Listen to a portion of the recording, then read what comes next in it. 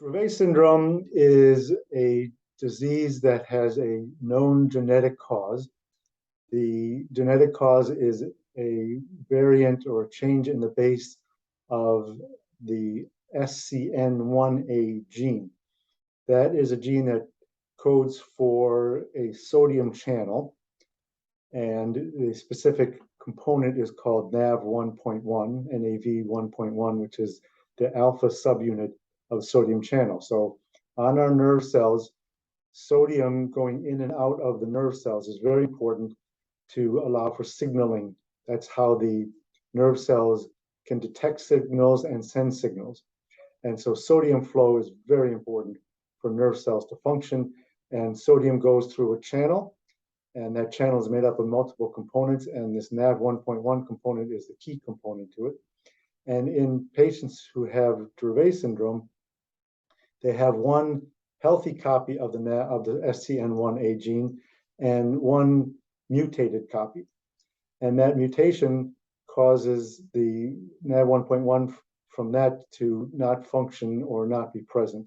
So they have only half the normal amount of this critical sodium channel component that compared to other people. And that deficiency by half on the nerve cells makes them not function normally. And they cannot communicate well, they cannot do all the normal functions that those nerve cells in many parts of the brain rely on the sodium channels for. As a result, the people with Dravet syndrome have relatively typical presentation, where in the first year or so of life, they start to have seizures that last for quite a while and repeat themselves.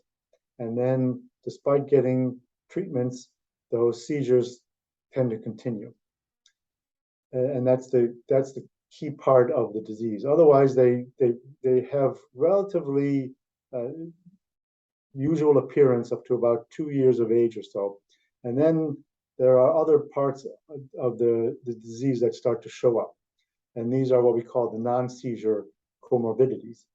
And those include cognitive findings. So children with Dravet syndrome do not have neurotypical development of the brain and of many other developmental milestones.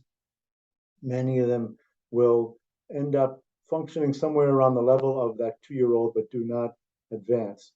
In addition, they develop difficulty communicating, so they have limited words that they can use for communication.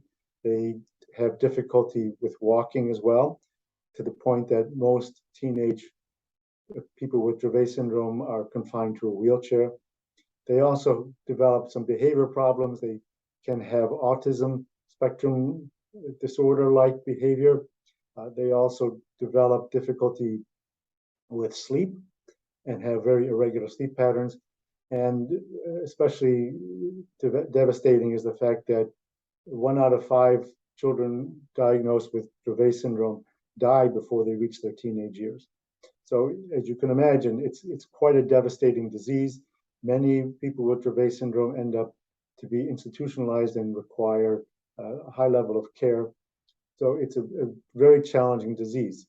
In terms of potential treatments for Dravet syndrome, these are right now limited to try to decrease the number of seizures that these children have. So they are anti-seizure medications. There are some standard ones. One called Depakote is a very commonly used one early in the treatment paradigm.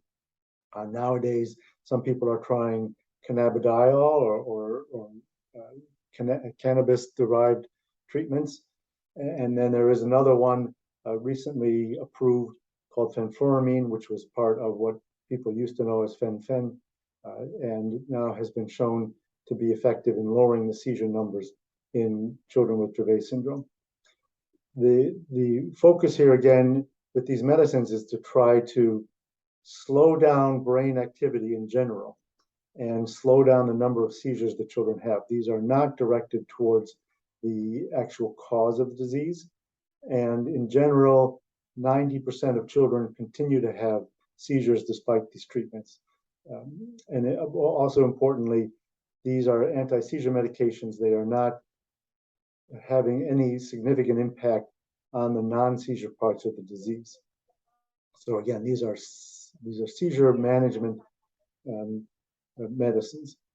What we're looking for and what is important for the field of epilepsy in general is to find treatments that are based on the actual cause of the disease and try to reverse or address that cause, which in the case of Dravet syndrome should allow for fewer seizures, but also will allow for addressing some of these other major components that are not seizure parts of the disease.